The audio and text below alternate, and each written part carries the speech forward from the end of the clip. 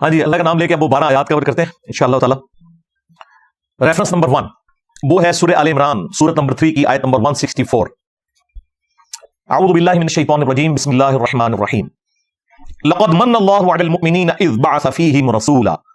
بے شک یہ اللہ تعالیٰ کا احسان ہے مومنین پر کہ اس نے ان میں رسول کو بھیجا من انفسہم جو ان کی اپنی جانوں میں سے، یعنی اسی قریش کے قبیلے میں سے ہیں، بنو ہاشم سے، اور اسی سپیشی سے ہیں. ظاہر ہے کہ جب انسان آباد ہیں تو انسانوں میں پیغمبر آئیں گے. سورہ بنی اسرائیل میں آیا کہ اگر زمین پر فرشتے آباد ہوتے تو ہم فرشتوں میں سے پیغمبر بناتے. اب چونکہ انسان ہے تو ظاہر انسانوں میں سے پیغمبر ہے. یتلو علیہم آیاتہ، ان کا مطلب یہ ہے کہ ان پر آیات تلاوت کرتے ہیں قرآن کی. ویزکیہم، اور انہیں پاک کرتے ہیں قرآن کی برکت سے. ان کے دل کے اندر جو قدورتیں ہیں، جو شرکیہ عقائد و نظریات ہیں، جو اخلاقی برائیاں ہیں، ان سے ان کا تزکیہ کرتے ہیں. وَيُعَلِّمُهُمُ الْكِتَابَ وَالْحِكْمَةَ، اور انہیں کتاب اور حکمت کی تعلیم دیتے ہیں. وَإِن كَانُوا مِن قَبْلُ لَفِي ضَلَالٍ مُبِينٍ، اور اس قرآن کے نزول سے پہلے، نبی صلی اللہ علیہ وآلہ وسلم کے مبعوث ہونے سے پہلے یہ لوگ کھلی گمراہی میں تھے. کون؟ صحابہ کرام. قرآن کے نزول سے پہلے کھلی گمراہی میں تھے، اور ہم لوگ قرآن آنے کے بعد بھی کھلی گمراہی میں، چونکہ قرآن حکیم سے ہم اپنا تزکیہ نہیں کرتے. وَأُوحِيَ إِلَيَّ هَذَا الْقُرْآنُ لِأُنذِرَكُم بِهِ وَمَن بَلَغَ. اے نبی تم فرماؤ قرآن مجھے اللہ نے اس لیے وحی کیا تاکہ اس کے ذریعے میں تمہیں بھی تبلیغ کر دوں، اور جس تک یہ کتاب پہنچ جائے وہ بھی اسی قرآن کے ذریعے تبلیغ کرے. یہ انسٹرومنٹ آف دعوت ہے نبی صلی اللہ علیہ وآلہ وسلم کا. اب دیکھیں کتنی زبردست بات ہے. اللہ تعالیٰ نے اپنے محبوب صلی اللہ علیہ وآلہ وسلم کی دنیا میں تشریف آوری کو اپنی طرف منسوب کیا ہے کہ یہ میرا احسان ہے. یہاں آپ کو صوفیاء نے نا الٹ بات بتائی ہے. وہ کہتے ہیں شیخ احمد سندی کہتے تھے میں اللہ کو مانتا ہی اس لیے ہوں کہ وہ میرے نبی کا رب ہے، اور لوگ کہتے ہیں سبحان اللہ. یار اندازہ کرو یہ نظریات کیا قرآن و سنت میں فٹ ان بیٹھتے ہیں؟ قرآن تو کہہ رہا ہے لقد من اللہ علی المؤمنین اذ بعث فیہم رسولا. یہ اللہ کا احسان ہے کہ اس نے رسول کو بھیجا. یہ الٹ بات کرتے ہیں. جامع ترمذی میں حدیث ہے اللہ سے محبت کرو کہ اس نے تمہیں نعمتوں سے نوازا ہے، اور مجھ سے اس لیے محبت کرو کہ میں اللہ کا رسول ہوں، اور میرے اہل البیت سے اس لیے محبت کرو کہ ان کی نسبت میرے ساتھ ہے. نبی الاسلام نے تو ہمیں یہ چین سکھائی ہوئی ہے، اور یہ الٹ چلتے ہیں. یقیناً نبی الاسلام دنیا پہ اللہ تعالیٰ کا احسان ہے، اور قرآن میں اللہ تعالیٰ نے اسپیسیفکلی قرآن کے حوالے سے فرمایا، اور ظاہر ہے کہ اسے ایکسٹراپولیٹ آپ کر سکتے ہیں. قل بفضل اللہ وبرحمتہ فبذلک فلیفرحوا. اے نبی سے فرماؤ کہ اللہ تعالیٰ کے فضل اور رحمت کے ملنے کے اوپر خوب خوشیاں مناؤ. تو کہتے ہیں دیکھیں قرآن میں خوشیاں مناؤ تو ہم اس طرح جھنڈیاں لگاتے ہیں. تو ہم کہتے ہیں بھائی یہ طریقہ بھی نبی الاسلام خود بتا کے گئے ہیں. صحیح مسلم میں 2750 نمبر حدیث. آپ علیہ السلام پیر کا روزہ رکھتے تھے. پوچھا گیا کیوں رکھتے ہیں؟ فرمایا فیہ ولدت وفیہ انزل علیہ، اس دن میں پیدا ہوا اور اس دن مجھ پر پہلی دفعہ وحی نازل ہوئی. یعنی جشن قرآن اور جشن ولادت مصطفیٰ صلی اللہ علیہ وآلہ وسلم، اللہ کے محبوب صلی اللہ علیہ وآلہ وسلم نے ہر پیر کو منائی. سال کے بعد نہیں، مہینے کے بعد نہیں، ہر پیر کو روزہ رکھے. باقی میں اس کی چونکہ ہسٹری پہ پہلے ڈسکشن کر چکا ہوں، میں اس کی تفصیل میں نہیں جاتا.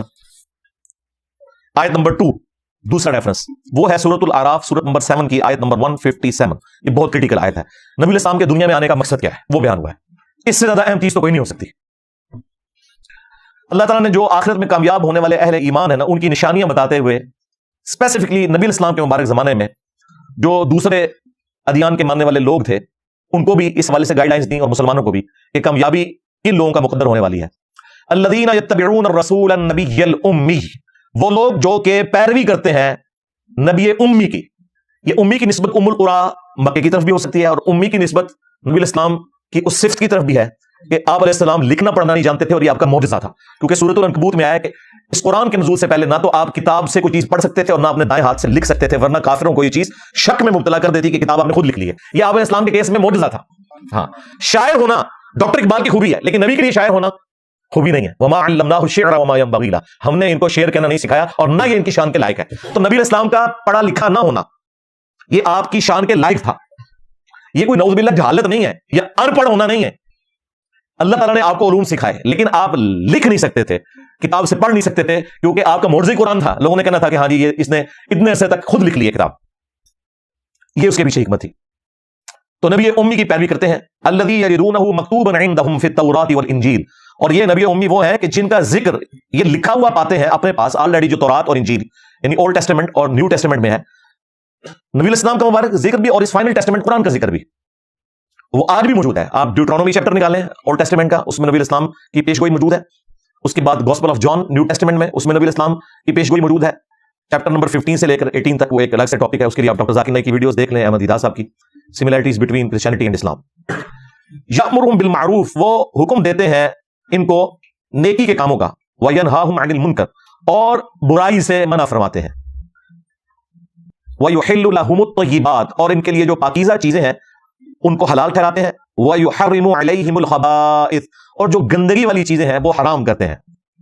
یعنی نبی اسلام کو ظاہر اللہ تعالیٰ نے شارع بنا کر بھیجا ہے اور شریعت کا کسٹوڈین دنیا میں آن دا بہاف آف گاڈ نبی اسلام کے مبارک ذات ہے، تو آپ حلال اور حرام چیزوں کے بارے میں بتاتے ہیں. وَيَضَعُ عَنْهُمْ إِصْرَهُمْ، اور جو ان کے اوپر بوجھ پڑا ہوا ہے وہ ان سے دور کرتے ہیں.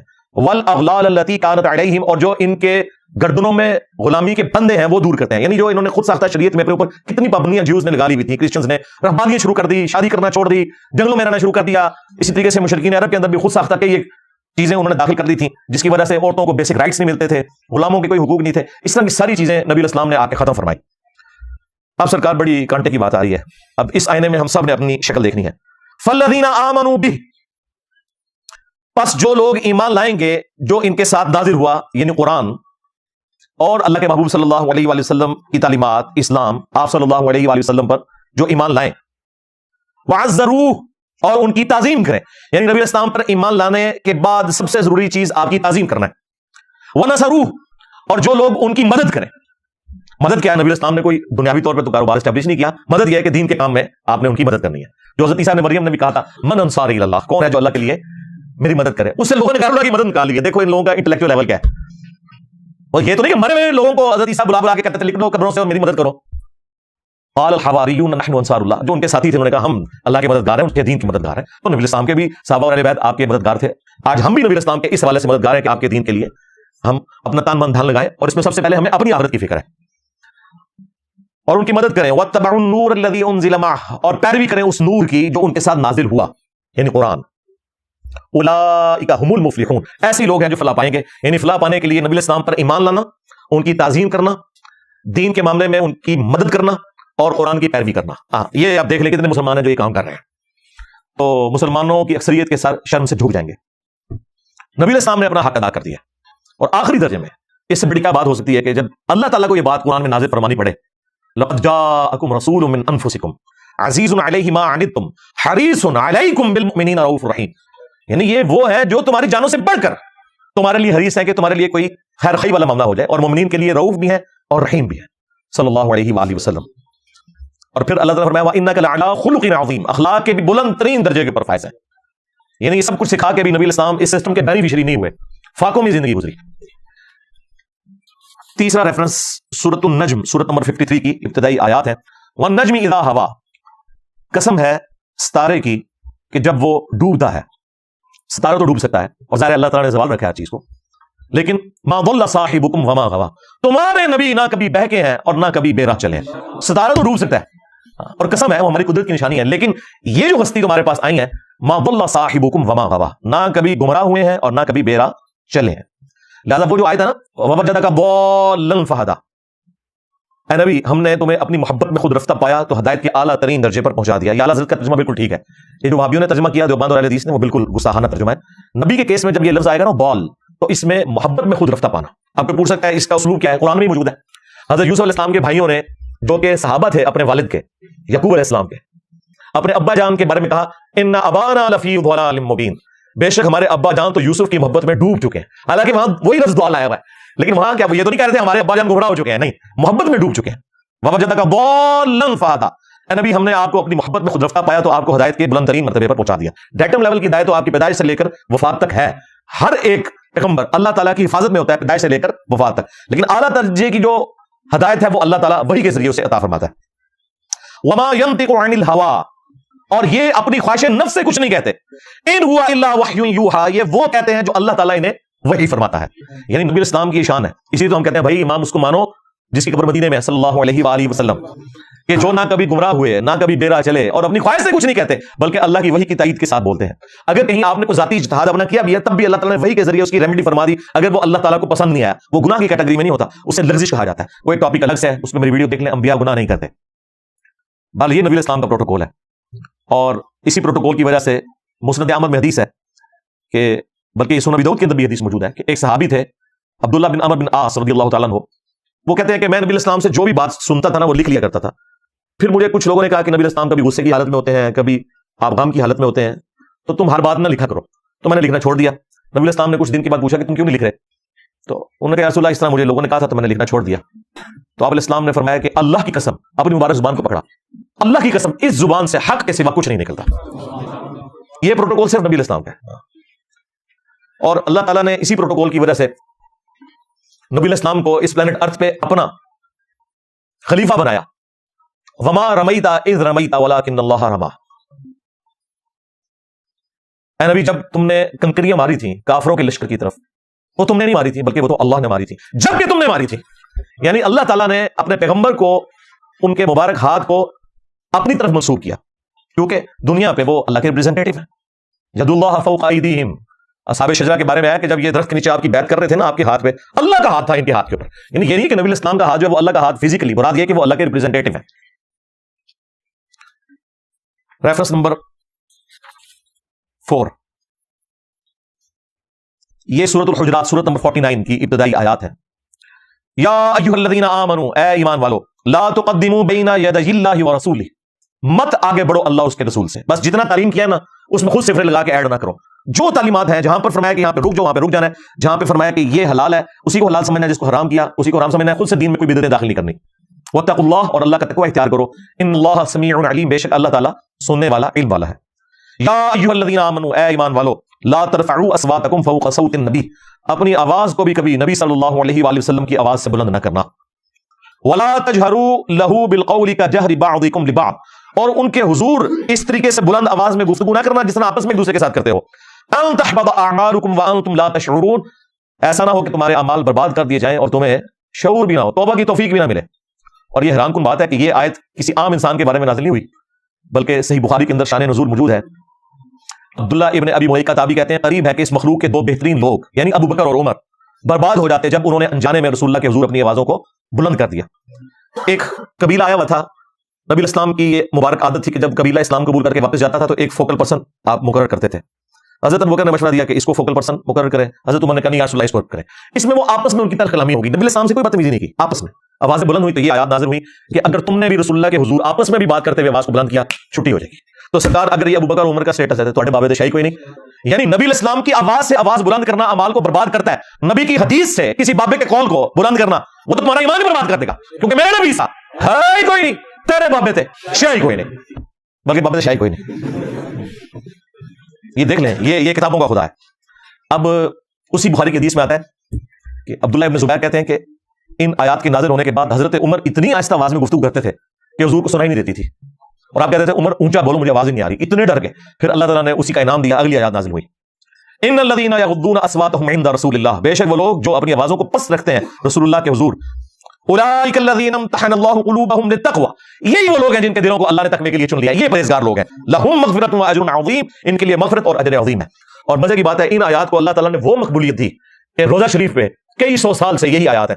ایگزیکٹلی روزہ شریف کی جو جالی ہے، جو سینٹرل جالی ہے، 3 پورشن میں بنی ہوئی ہے. سینٹرل جو جالی ہے جس میں وہ دائرے کے نشان، ایک بڑے دائرے کا نشان ہے، اس کے پیچھے نبی الاسلام کی قبر مبارک، آپ کا چہرہ مبارک ہے پیچھے کر کے، اس کے بعد سیدنا ابوبکر سیدنا عمر. اس جالی کے اوپر یہی لکھا ہوا ہے یا ایھا الذین آمنوا لا ترفعوا اصواتکم فوق صوت النبی. اور جو اس طرف جالی ہے باب السلام کی طرف سے جب آپ انٹر ہوتے ہیں وہ بھی گولڈن جالی ہیں، ان کے اوپر یہ آیت لکھی ہوئی ہے ان الذین یغضون اصواتهم عند رسول اللہ. اور جو باب جبریل کی طرف تیسری جالیاں آتی ہیں جب آپ سلام عرض کر کے آگے چلتے ہیں تو ان کے اوپر پھر وہ آیت لکھی ہے ما کان محمد ابا احد من رجالکم ولکن رسول اللہ وخاتم النبیین. تو میرے بھائی یہ بڑا سینسٹیو ایشو ہے. یہاں تو لوگ کہتے ہیں جی خیر حدیث، بلکہ وہ تو ایک مفتی کہتا ہے جی یہ ہمیں بار بار نہ بتایا کرو حدیث میں آیا، حدیث میں آیا. کہ دسیے تنوں فتاوی المیری چاہیا قدوری شریف چاہیا ہے کہ کتے نال منہ کالا کر لو، کھوتے نال منہ کالا کر لو تے اے ہوندا ہے. اے دسیے تنوں ہمیں نہ حدیثیں سنایا کرو. سورۃ النساء کی آیت نمبر 65 میں اللہ تعالیٰ نے فرمایا ہے کہ اے نبی تیرے رب ہونے کی قسم یہ مومن ہی نہیں ہو سکتے جب تک کہ ہر معاملے میں آپ کو اپنا حاکم نہ مان لیں، اور جب آپ فیصلہ کر دیں تو اپنے دل میں بھی اس کے بارے میں کوئی کجی محسوس نہ کرے، تب یہ مومن ہوں گے. اب ان کو نہیں ہضم ہوتا، یعنی نبی الاسلام کے ہم حدیث بتاتے ہیں ان کو فوراً خیال آتا ہے کہ اچھا یہ حدیث میں لکھا ہوا ہے تو بابا جی نے نہیں پتا، وہ پھر کیوں کر کے گئے، وہ تمہارے بابے کلمے پڑھا کے گئے اپنے نام دے. چشتی رسول اللہ پارٹی، اشرف تھانوی رسول اللہ پارٹی، جن کو کلمے سمجھ نہیں آیا ہے ان کو اگر قرآن حدیث سمجھ نہیں آیا تو وہ چھوٹی بات ہے. اتنی کافی ہے. ریفرنس نمبر 5 سورہ ال عمران سورۃ نمبر 3 کی مشہور آیت. یہ میلاد کے جلسوں میں آپ کو اکثر سننے کو ملتی ہے لیکن کلاس کی آیت ہے، کمال آیت ہے. قل ان کنتم تحبون اللہ فاتبعونی یحببکم اللہ. اے نبی ان سے فرما دو کہ اگر تم اللہ سے محبت کا دعویٰ رکھتے ہو پھر میری یعنی نبی کی اتباع کرنی ہوگی. اطاعت نہیں صرف اتباع. اتباع کہتے ہیں دل کے ساتھ کسی کی بات کو ماننا. ایک تو ہے نا کہ مان لینا حکم ہے، مجبوری ہے، اندر سے ماننا محبت رکھتے ہوئے اس شخصیت کے ساتھ، اسے کہتے ہیں اتباع. युहिब्बुकुमुल्लाह, और अगर ऐसा करोगे फिर अल्लाह तुमसे मोहब्बत करेगा। असल चीज तो ये है, तुम तो वैसे ही दावा करते रहो, वन वे ट्रैफिक चलाते रहो अपने इश्क और मोहब्बत की। अगर अल्लाह की मोहब्बत तुम्हें चाहिए ना, फिर नबी की इत्तिबा करनी होगी। वयगफिर लकुम ज़ुनूबकुम, फिर वो तुम्हें मुआफ भी कर देगा, तुम्हारे गुनाहों को बख्श भी देगा। वल्लाहु गफूरुर रहीम, और अल्लाह ताला बख्शने वाला, रहम फरमाने वाला है। कुल अतीउल्लाह वर रसूल, ए नबी इनसे फरमाओ इताअत करो, हुक्म मानो अल्लाह का और उसके रसूल का। फ़इन तवल्लू, और अगर ये रुगदानी करें, फ़इन्नल्लाह ला युहिब्बुल काफिरीन, तो अल्लाह ताला को काफिरों से कोई मोहब्बत नहीं, सीधा काफिर। लेकिन पाकिस्तान के शादी कार्ड में मुसलमान है, बेफिक्र हो, कोई मसला नहीं। हाँ, अल्लाह के नजदीक काफिर ना, ऐसे मुसलमान हो, जनाजा भी पढ़ाएंगे, हाँ इंशाअल्लाह ताला, कब्र भी बनावांगे, सब कुछ करांगे। हाँ, अल्लाह के हुजूर अगर नाफरमानी के साथ मौत आएगी तो अल्लाह के हुजूर तो फिर यही है। और इसी को स्पोर्टिव सूरह निसा में वो आयत है, मैं युतिर रसूला फक़द अता अल्लाह, जिसने रसूल का हुक्म माना उसने अल्लाह का हुक्म माना। कहते हैं जी कुरान काफी है, सुन्नत का कहां लिखा हुआ है? जी सुन्नत का लिखा हुआ है ना, जिसने रसूल का हुक्म माना उसने अल्लाह का हुक्म माना। सुन्नत को मानना कुरान ही को मानना है, कुरान ही ने हमारी रहनुमाई की है सुन्नत की तरफ, और सुन्नत ही का रिटन रिकॉर्ड है अहादीस की शक्ल में। रेफरेंस नंबर 6, ये मैंने तरतीब बड़ी इंटेलेक्चुअल रखी है, ये नहीं है कि मैंने रैंडमली दर्जनों आयत में से ये 12 मैंने सेलेक्ट की, उनको भी फिर मैंने कई घंटे लगा के एक इंटेलेक्चुअल तरतीब बने ताकि मुकदमा पहुंचे रबीउल अव्वल शरीफ के इस महीने में कि हमारे नबी इस्लाम की बेइज्जत का मकसद क्या है। सूरतुल अहज़ाब की आयत नंबर 45 और 46, सूरत नंबर 33, या अय्युहन नबिय्यु इन्ना अरसलनाका शाहिदन व मुबश्शिरन व नज़ीरा, ए नबी सल्लल्लाहु अलैहि वसल्लम, अल्लाह हज़रत ने इसका तर्जुमा किया है गैब की खबरें बताने वाले, बिल्कुल सही तर्जुमा है। नबी होता ही हुआ है जिसके पास गैब की खबर आती है अल्लाह की तरफ से। हमारा झगड़ा यह है कि ये कोई कॉम्पिटेंसी नहीं जो नबी हासिल करते हैं, बल्कि अल्लाह वही के जरिए बताता है। वमा कान अल्लाहु लियुत्लिअकुम अलल गैब, अल्लाह की ये शान नहीं कि हर एक को गैब पर इत्तला दे, वलाकिन अल्लाह यज्तबी मिन रुसुलिही मन यशा, बल्कि अल्लाह अपने रसूलों में से जिसे चाहता है उसे गैब की खबर देता है। आप उसे गैब की खबर कह लें, उसे इल्म गैब कह लें, ये सारी टर्मिनोलॉजीज दुरुस्त है, लेकिन अल्लाह के बताने पर। ए नबी सल्लल्लाहु अलैहि वसल्लम, बेशक हमने आपको भेजा गवाह बनाकर और खुशखबरी देने वाला और डर सुनाने वाला। खुशखबरी अहले ईमान को जन्नत की, और डर जो है वो फासिकीन को जहन्नम का, और शाहिद गवाह। अच्छा अभी इधर आला हज़रत ने तर्जुमा किया शाहिद का हाज़िर नाज़िर, लेकिन आला हज़रत की डंडी आगे जाके पकड़ी जाएगी। सूरतुल बकरा में भी यही लफ्ज आया, सूरतुल हज में आया, वहां पे था कि ये नबी इस उम्मत के ऊपर शाहिद है और ये उम्मत अगली उम्मतों पर शाहिद है। तो वहां तर्जुमा हज़रत का क्या बनना था, ये नबी इस उम्मत के ऊपर हाज़िर नाज़िर है और पूरी उम्मत सारी इंसानियत के ऊपर जो पहले भी गुजर चुकी हाज़िर नाज़िर है। और हज़रत गवाह तर्जुमा किया, गवाह यानी अल्लाह के लिए गवाही लेकर खड़े हुए हैं, जो मौलाना मदूरी ने किताब लिखी है शहादत अलन नास, ये पूरी उम्मत भी गवाह है, यानी अल्लाह के हक में गवाही देते हुए खड़ी हो गई है पूरी इंसानियत तक तौहीद का पैगाम पहुंचाने के लिए। तो नबी इस्लाम भी शहादत अलन नास करने हैं, वो सहाबा किराम के ऊपर गवाह थे, अपने जमाने के लोगों के ऊपर गवाह थे, और फिर हज्जतुल वदा के मौका पर नबी इस्लाम ने उम्मत को एक काम ट्रांसफर किया, अब ये उम्मत भी गवाह है बाकी सारी उम्मत के ऊपर, और अगली उम्मतों पर गवाह है कि उनके अंबिया किराम ने उन तक बात सही पहुंचाई थी। तो सही बुखारी में आता है कौम नूह इनकार कर देगी कि हमारे पैगंबर ने कोई बात ही हम तक नहीं पहुंचाई, तो फिर उम्मत मुहम्मदिया गवाही देगी, और वो गवाही किस बुनियाद पर दे रही होगी? कुरान की बुनियाद पे। ये सूरत अल-बकरा की आयत नंबर 143 के कॉन्टेक्स्ट में बुखारी में हदीस मौजूद है। तो नबी आप गवाह हैं, अल्लाह के लिए खड़े हुए हैं, खुशखबरी देने वाले, डर सुनाने वाले, वदाइयन इलल्लाह, और दाई हैं, बुलाने वाले हैं अल्लाह की तरफ, बिइज़्निही ही, उसके इज़्न के साथ, वसिराजम मुनीरा, और आप ऐसे सूरज हैं जो चमका के रख देते हैं बाकियों को भी, यानी जो भी रसूलुल्लाह के साथ अटैच हो जाएगा दुनिया और आखिरत में कामयाबी उसका मुकद्दर होगी। तो नबी इस्लाम नूर हिदायत है, इस आयत के तहत हमें ये बात पता चली कि नबी इस्लाम सिराजम मुनीरा है, ऐसे नूर हैं जो बाकियों को भी नूर बना देता है। ये हिदायत के नूर की बात हो रही है। सूरत माइदा में भी है ना, क़द जाअकुम मिनल्लाहि नूरुन व किताबुम मुबीन, बेशक तुम्हारे पास अल्लाह की तरफ से एक नूर आया और एक किताब। वहां नूर से मुराद अहले सुन्नत के जो सबसे पहले मुफस्सिर हैं जिन्होंने तफसीर लिखी, तफसीर तबरी, इब्न जरीर तबरी की, उसी से हाफिज़ इब्न कसीर ने सारा छपा उन्हीं से मारा हुआ है। असल में तफसीर पहले वो लिखी गई थी, उन्होंने इस आयत के कॉन्टेक्स्ट में लिखा यहां नूर से मुराद नबी सल्लल्लाहु अलैहि वसल्लम की ज़ात है। लेकिन ये नूर हिदायत जो मुस्लिम में हदीस है, मैं अल्लाह के यहां उस वक्त भी खातमुन नबिय्यीन लिखा हुआ था जब आदम अलैहिस्सलाम अभी मट्टी और पानी के दरमियान थे, उस वक्त भी मैं दुआए इब्राहिम हूं, मैं ईसा की बिशारत हूं, मैं अपनी मां का वो ख्वाब हूं जो उन्होंने पैदाइश के वक्त देखा कि उनके लिए एक नूर जाहिर हुआ जिससे शाम के महल्लात भी रोशन हो गए। यानी नबी इस्लाम की वालिदा सैयदा आमना सलामुल्लाह अलैहा को ये ख्वाब दिखाया गया था कि आपसे जो बच्चा पैदा होगा बिल आखिर उसकी हुकूमत रोमन एम्पायर को भी सुपरसीड कर जाएगी। तो नबी इस्लाम नूर हिदायत है। नबी इस्लाम तो बहुत बड़ी हस्ती, खुलफा राशिदीन, अहलुल बैत, सही बुखारी, सही मुस्लिम, ये सब के सब नूर हिदायत है अल्हम्दुलिल्लाह। तो ये सबूत है इस बात का कि नबी सल्लल्लाहु अलैहि वसल्लम को हम नूर कहते हैं हिदायत के तौर पर या आपकी क्वालिटी के तौर पर। रेफरेंस नंबर 7 सूरह सबा, सूरत नंबर 34 की आयत नंबर 28, वमा अरसलनाका इल्ला काफ़तन लिन्नासि बशीरन व नज़ीरा, नबी हमने आपको पूरी इंसानियत के लिए खुशखबरी देने वाला और डर सुनाने वाला बनाकर भेजा। वलाकिन्न अक्सरन नास ला यअलमून, लेकिन अक्सर लोग इस हकीकत को नहीं जानते। ये नबी इस्लाम की बहुत बड़ी खूबी है। वमा अरसलनाका इल्ला रहमतन लिल आलमीन, जो सूरत अल-अंबिया में भी है, हमने आपको सारे जहान वालों के लिए रहमत बनाकर भेजा। तमाम जहानों के लिए रहमत बनाकर भेजा, ये भी तर्जुमा अरबी में दुरुस्त है, और तमाम जहान वालों के लिए, ये भी दुरुस्त है। तमाम जहानों से मुराद क्या, यानी ये इंसानों का एक जहान है, दरख्तों का एक जहान है, जानवरों का एक जहान है, परिंदों का एक जहान है, यानी उनकी जो अपनी एक جو کلوز انوائرمنٹ میں جو وہ رہتے ہیں، یہ سب کے سب جہان ہے، ان تمام کے لیے رحمت ہے نبی صلی اللہ علیہ وآلہ وسلم کی مبارک ذات۔ تو یہاں پر آیا کہ پوری انسانیت کے لیے آپ پیغمبر بنا کے بھیجیں گے، اور یہ آپ کی وہ خوبی ہے جو کسی اور پیغمبر کے پاس نہیں ہے۔ بخاری اور مسلم دونوں میں حدیث ہے، اللہ تعالیٰ نے مجھے 5 ایسی خوبیاں دی جو کسی پیغمبر کو نہیں دی۔ ان میں سے پہلی خوبی یہ ہے کہ پوری زمین میرے لیے مسجد بنا دی گئی، سجدہ گاہ، میرے امتی جہاں چاہے نماز ادا کر سکتے ہیں۔ دوسرا، اللہ تعالیٰ نے 1 مہینے کی مسافت سے میرا روب ڈال دیا میرے دشمنوں کے اوپر، میری امت 1 مہینے دور ہوگی، ان کے اوپر روب ڈال جائے گا۔ تیسرا، اگلے انبیاء قوموں اور قبیلوں کے لیے آتے تھے، مجھے اللہ تعالیٰ نے پوری انسانیت کے لیے پیغمبر بنا کے بھیجا، یہ نبی اسلام کے علاوہ کسی اور کی خصوصیت نہیں ہے۔ چوتھی چیز، اللہ تعالیٰ نے مال غنیمت میرے لیے حلال کر دیا، اگلی امتوں میں مال غنیمت یعنی جنگ میں کافروں کا چھوڑا ہوا مال حلال نہیں ہوتا تھا۔ اور 5ویں فضیلت، مجھے اللہ تعالیٰ نے شفاعت کا اذن عطا کیا ہے۔ اور مسلم شریف میں ایک 6ٹھی فضیلت بھی آئی ہے، اللہ تعالیٰ نے مجھ پہ ختم نبوت فرما دیا، وہاں پہ وہ لفظ خاتم کا آیا، جو یہ قادیانی دجال دھوکہ دیتے ہیں کہ یہ خاتم کا لفظ قرآن میں خاتم دکھائے، تو خاتم بھی مسلم میں موجود ہے۔ نبی علیہ السلام نبوت کی مہر بھی ہے، سیل آف دا پروفٹ بھی ہے، اسٹمپ آف دا پروفٹ بھی ہے، اور رسولوں کے سلسلے کو ختم فرمانے والے بھی ہیں۔ اس کے لیے آپ میری ایک تفصیلی ویڈیو دیکھ لیں، قادیانیوں کو مسلمان بنانے والی ویڈیو، اس میں میں نے تفصیل کے ساتھ بیان کیا۔ ریفرنس نمبر 8 سورہ التوبہ سورت نمبر 9 کی آیت نمبر ہے 33، یہ سورہ صف میں بھی آئی ہے۔ هو الذی ارسل رسولہ بالہدی ودین الحق، وہی اللہ ہے جس نے الہدا یعنی قرآن کے ساتھ اپنے نبی کو بھیجا، اور دین حق یعنی اسلام کے ساتھ، لیظہرہ علی الدین کلہ، تاکہ تمام ادیان کے اوپر اس دین کو غالب کر دے، ولو کرہ المشرکون، خواہ مشرک اس کا برا مان جائیں، اللہ تعالیٰ نے اپنے نبی کے اس دین کو غالب فرمانا ہے، اور دیکھیں چند سالوں کے اندر غالب کیا۔ بخاری مسلم میں حدیث ہے کہ ان قریب کیسر روم ختم ہو جائے گا، پھر قیامت تک کوئی کیسر نہیں ہوگا، کوئی رومن امپائر نہیں ہوگی، ان قریب پرشیا کی امپائر بھی ٹوٹ جائے گی، پھر قیامت تک کوئی کسرا نہیں ہوگا۔ اور دیکھیں اللہ تعالیٰ نے چند سالوں کے اندر خلفائے راشدین کے دور کے اندر دونوں سپر پاورز مسلمانوں کے قدموں میں ڈھیر کر دی، اور آپ کی پروفیسی پوری ہوئی الحمدللہ۔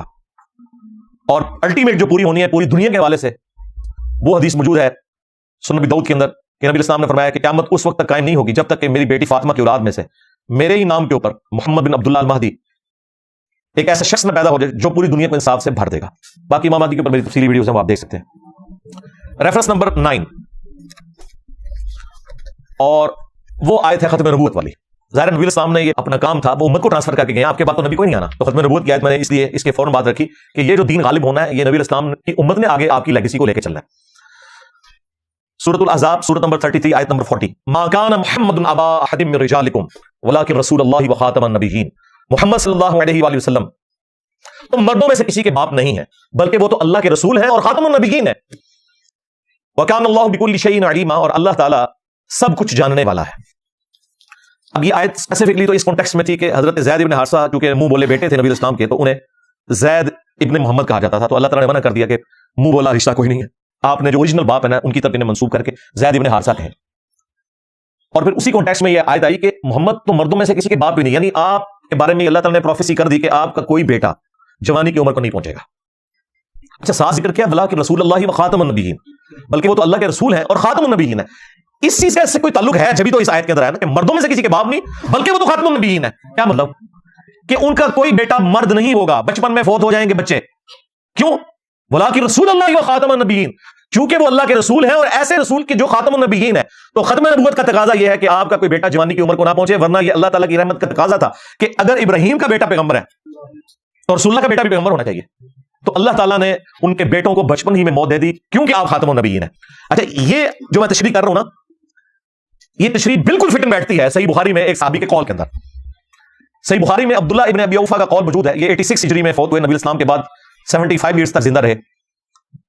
ان سے کسی نے پوچھا کہ آپ نے اللہ کے نبی کے بیٹے کی زیارت کی ہے جو بچپن میں فوت ہو گیا تھا؟ ان کا ہاں ابراہیم کی میں نے زیارت کی ہے جو ماریہ قبطیہ سے پیدا ہوئے تھے، وہ بچپن میں ہی فوت ہو گئے دودھ پینے کی عمر میں۔ اور پھر ساتھ عبداللہ ابن ابی اوفا نے کہا کہ وہ بچپن میں اس لیے فوت ہو گئے کہ نبی علیہ السلام خاتم النبیین ہے، اگر وہ زندہ رہتے تو پیغمبر ہوتے، لیکن چونکہ رسول اللہ خاتم النبیین ہیں اللہ تعالیٰ نے بچے کو بچپن میں موت دے دی۔ اچھا قادیانیوں نے اب کیا دجل کیا ہے، وہ ایک حصہ اٹھاتے ہیں کہ دیکھیں جی صحابی کہہ رہے ہیں کہ اگر نبی کا بیٹا جوان ہوتا تو نبی ہوتا، اس کا مطلب ہے کہ نبوت جاری ہے، حالانکہ آگے انہوں نے فرمایا کہ وہ مرا اس لیے ہے، اللہ نے اسے موت اس لیے دی ہے کہ چونکہ نبی علیہ السلام خاتم النبیین ہے، تو یہ تو ختم نبوت کے حق میں دلیل تھی۔ انہوں نے آدھی بات اٹھائی، وہ آپ میری ویڈیو دیکھیں قادیانیوں کو مسلمان بنانے والا کلپ، اس میں میں نے ان کے سارے جو ڈرامہ بازی انہوں نے کی ہے نا وہ ایکسپوز کی ہیں۔ سب سے بڑا ڈرامہ ان کے ساتھ یہ لگا ہوا ہے کہ اور تو چیزیں چھوڑ دیں، اپنے نماز کا طریقہ ذرا بخاری مسلم سے چیک کریں، یہ حنفی ہیں۔ ہاں دیکھیں یہ بات امت کو آ کے ہم نے پہلی دفعہ بتائی ہے۔ یہ آپ کو رفع الیدین شروع کرنے پہ کہتے تھے اے تسی قادیانی ہو جاؤ گے، اوے حنفی دو بندی ہو، حنفی بریلوی ہو، آپ کی طرح ہی حنفی قادیانی نماز پڑھتے ہیں، ان کا رفع الیدین سے کیا لینا دینا؟ جس طرح وہ بخاری مسلم کے منکر ہیں نا تم بھی بخاری مسلم کے منکر ہو۔ تو یہ جتنے بھی فرقے ہیں یہ سب کے سب اگر قرآن سنت کے دلائل کی روشنی میں اپنے آپ کو خود چیک کریں تو انہیں پتہ چل جائے گا کہ انہوں نے کیا دونوں کی ہوئی ہے ان کے بزرگوں نے ان کے ساتھ، بلکہ ان کے بزرگوں نے کیا کام ڈالا ہوا ہے ان کے فرقے کے ساتھ۔ Reference number 10، third last. اب یہ ذرا سخت باتیں شروع ہونے لگی ہیں ہمارے والے سے، میں نے اس کو اینڈ پہ رکھا تھا تاکہ اپنی ذمہ داری بھی ذرا ہم فیل کریں نا۔ وہی بات جو نبی اسلام کے حق میں آئی تھی کہ آپ شاہد ہیں، جس کو انہوں نے حاضر و ناظر کہا، وہ تھا اللہ کے لیے گواہی دے کر اس انسانیت کے اوپر آپ صلی اللہ علیہ وآلہ وسلم نے حجت تمام کیا ہے، اور اس امت نے بھی یہی کام کرنا ہے۔ آخری آیت ہے سورۃ الحج، سورۃ نمبر 22 آیت نمبر 78، وجاہدوا فی اللہ حق جہادہ، اور دیکھو اللہ کی راہ میں جہاد کرو جیسا کہ حق ہے۔ جہاد کوشش، وہ کوشش قتال بھی ہو سکتی ہے میدان جنگ میں، وہ کوشش تزکیہ نفس بھی، بلکہ مسلمان نے تو ہر وقت ہی جہاد کرنا ہوتا ہے، شیطان کے خلاف، اپنے نفس کے خلاف، اللہ کی فیور میں۔ وَاجْتَبَاكُمْ، اس نے تمہیں چن لیا ہے اے امت محمدیہ صلی اللہ علیہ وآلہ وسلم۔ وَمَا جَعَلَ عَلَيْكُمْ فِي الدِّينِ مِنْ حَرَج، اور تمہارے دین میں کوئی تنگی نہیں رکھی کسی بھی حوالے سے، یہ بالکل نیچر کے اوپر دین ہے۔ ملت ابیکم ابراہیم، پیروی کرو اس دین کی جو تمہارے باپ ابراہیم کی ملت ہے۔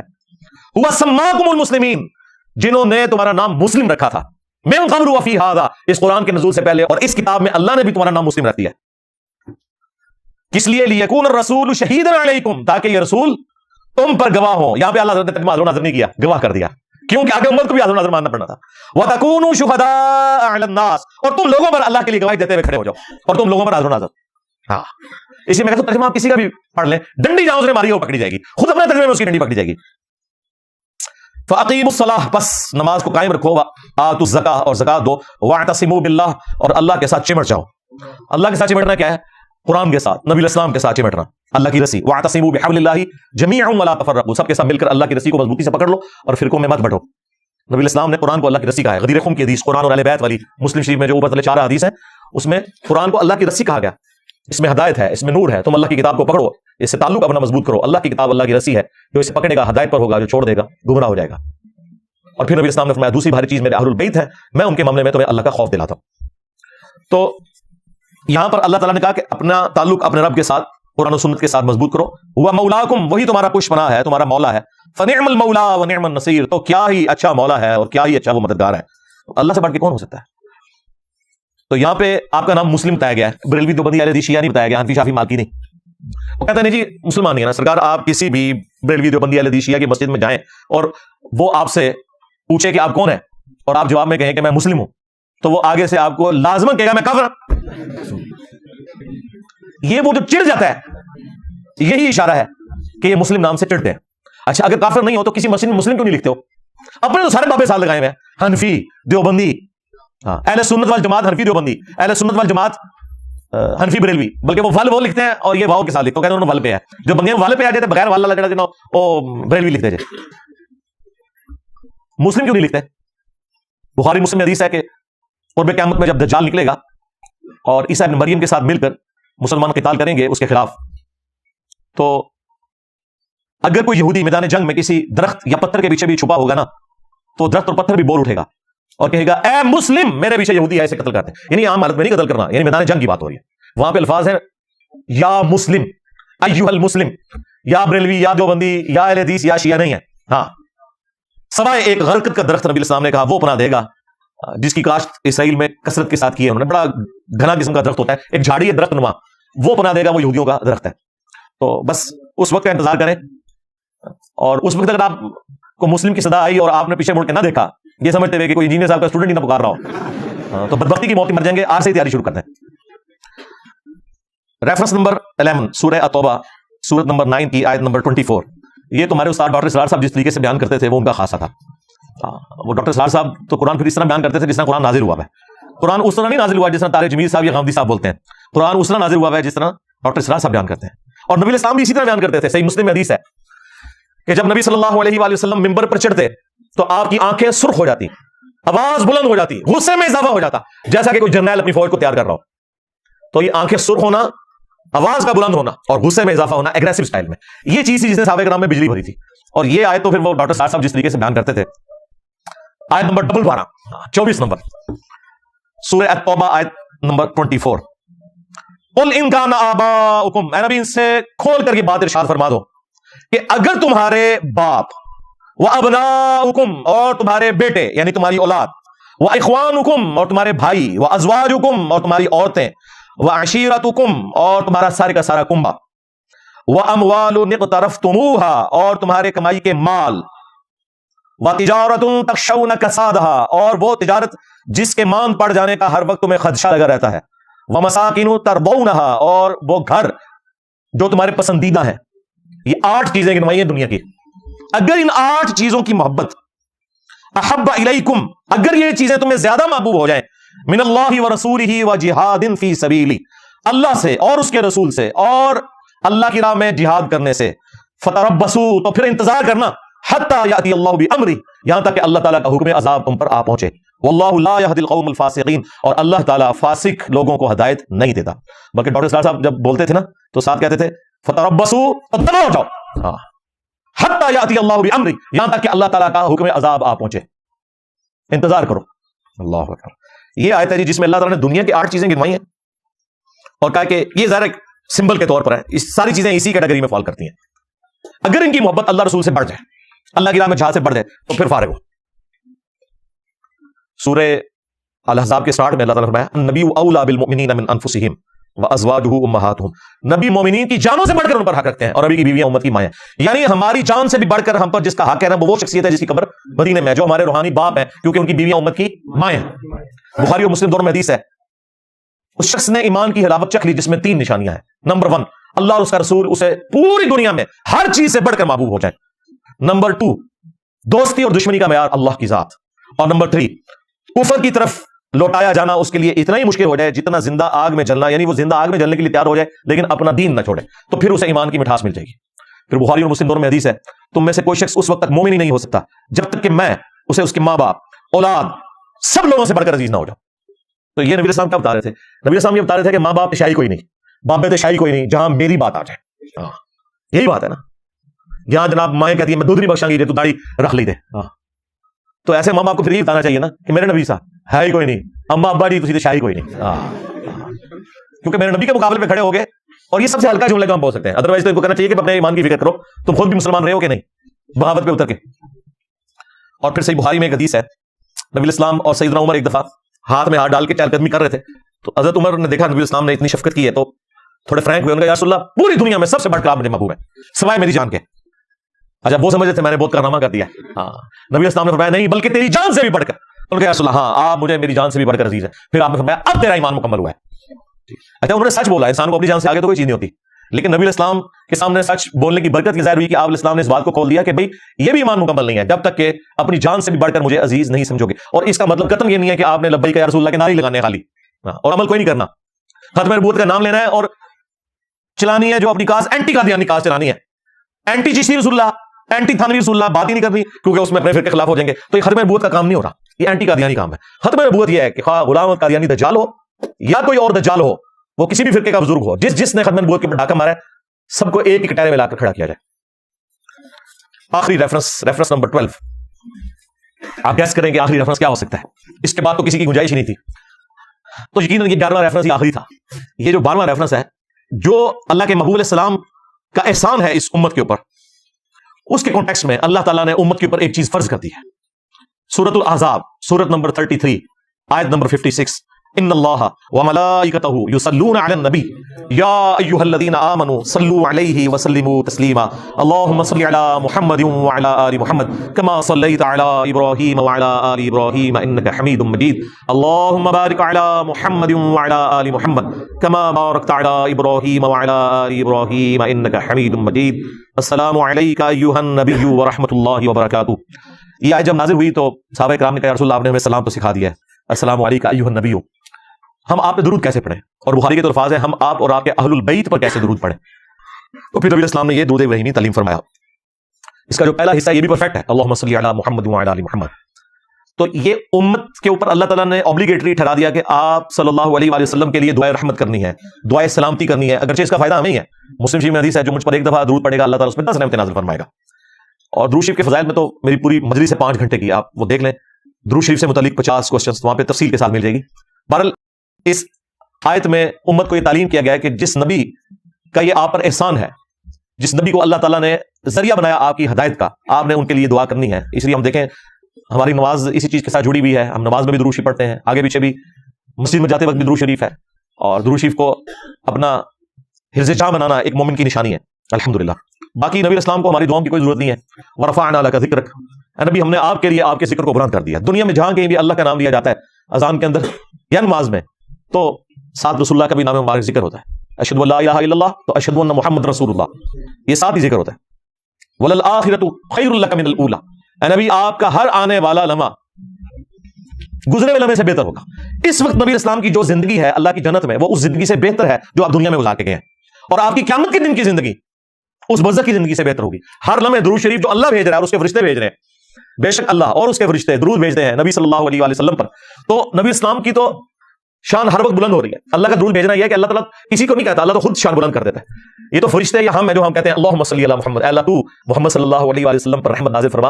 اللہ کو تو کسی کو کہنے کی ضرورت نہیں ہے. اللہ کا درود یہ ہے کہ اللہ تعالیٰ کہتا ہے میں نے اپنے نبی پر اتنی رحمتیں کی، میں نے اپنے نبی کے اتنے درجات بلند کیے. اللہ کو تو کسی کو کہنے کی ضرورت ہی نہیں ہے. تو یہ نبی صلی اللہ علیہ وآلہ وسلم کی خوبی ہے کہ آپ کا ہر آنے والا لمحہ گزرے ہوئے سے بہتر ہے. وَلَسَوْفَ يُعْطِيكَ رَبُّكَ فَتَرْضَىٰ، اور اے نبی وہ دن بھی آنے والا ہے ہم آپ کو اتنا دیں گے کہ آپ اپنے رب سے راضی ہو جائیں گے، اور وہ دن ہے قیامت کا دن. ہاں وہ صحیح مسلم میں حدیث ہے کہ نبی اسلام ایک دفعہ بیٹھے ہوئے رو رہے تھے تو حضرت جبرائیل السلام کو اللہ تعالیٰ نے بھیجا اور کہا کہ ہمارے محبوب کو سلام کہو کہ پوچھو کیوں رو رہے ہو. تو نبی اسلام نے کہا میری امت میری امت. تو اللہ تعالیٰ نے پیغام بھجوایا کہ انہیں سلام کہو اور کہو کہ ہم آپ کی امت کے معاملے میں آپ کو قیامت والے دن رسوا نہیں کریں گے. تو یہ شفاعت ملنی ہے. عسیٰ ان یبعثک ربک مقاما محمودا، ان قریب وہ وقت آنے والا ہے کہ ہم تمہیں ایسے مقام پر فائز کریں گے نبی جہاں ہر شخص تمہاری تعریف کر رہا ہوگا. مقام محمود وہ مقام جہاں پر جو بندہ فائز ہے اس کی تعریف کی جائے. نبی اسلام کے لیے وہ مقام محمود ہے. اور بخاری مسلم میں تفصیلی حدیث ہے کہ تمام انبیاء سے ہو کر اینڈ پہ نبی اسلام کے پاس لوگ آئیں گے اور آپ کی دعا کی برکت سے شفاعت کا دروازہ کھلے گا. اور پھر جب شفاعت کا دروازہ کھلے گا پھر باقی انبیاء بھی شفاعت کریں گے، اللہ کے نیک بندے بھی شفاعت کریں گے، فرشتے بھی شفاعت کریں گے. لیکن نیک بندے وہ جنہوں نے اللہ کی عبادت کی ہوگی، جنہوں نے اپنی عبادت کروائی ہے اور گئے. ہاں دنیا سے میری زبان تو گئے، آخرت سے اللہ کے عذاب وچ گئے. ہاں جنہوں نے کمٹمنٹ کے ساتھ زندگی گزاری ہے وہ شفاعت کریں گے، اس میں کوئی شک نہیں ہے. لیکن دروازہ نبی اسلام کی مبارک دعا پہ کھلے گا. مسلم شریف میں واضح حدیث ہے سب سے پہلے قیامت والے دن میں قبر سے نکالا جاؤں گا، سب سے پہلے میں شفاعت کروں گا، سب سے پہلے میری شفاعت قبول کی جائے گی. اور مسلم شریف میں ایک اور حدیث ہے سب سے پہلے میں جنت کا دروازہ کھٹکھٹاؤں گا اور داروغ جنت پوچھیں گے کون؟ میں کہوں گا محمد. تو وہ کہیں گے کہ مجھے حکم بھی یہی تھا کہ آپ کے نام کے اوپر دروازہ کھلے گا صلی اللہ علیہ وآلہ وسلم. تو نبی اسلام کو کسی چیز کی ضرورت نہیں. انا اعطیناک الکوثر، نبی ہم نے آپ کو ہر معاملے میں خیر کثیر عطا فرمائی ہے. آپ کی اولاد بھی کثرت سے، آپ کی شانیں بھی کثرت سے، آپ کی امت بھی کثرت سے. بخاری مسلم میں حدیث ہے کہ جنتیوں کا نصف میری امت سے ہوگا، آدھے جنتی میری امت سے ہوں گے. تو ہر معاملے میں اللہ تعالیٰ نے خیر کثیر عطا فرمائی ہے. فصلی لربک وانحر، تو آپ اپنے رب کے لیے نماز پڑھیں، قربانی کریں. ان شانیک هو الابتر، بے شک آپ کا دشمن وہی بے نام و نشان رہے گا، آپ کی شان تو بلند ہوتی رہے گی. انا کفیناک المستہزئین، اے نبی آپ کا جو لوگ مذاق اڑاتے ہیں ہم کفایت کر جائیں گے آپ کو ہر معاملے میں. دیکھ لیں جتنا انہوں نے نبی اسلام کو ملائن کیا پچھلے 100 سالوں میں، آپ کو پتا ہے 60,000 کتابیں لکھی گئی ہیں نبی اسلام کے خلاف. دنیا میں کسی انسان کے خلاف اتنی کتاب نہیں لکھی گئی. لوگ کہتے ہیں جناب انجینئر صاحب سارے مولوی انجینئر صاحب کے خلاف ہو گئے.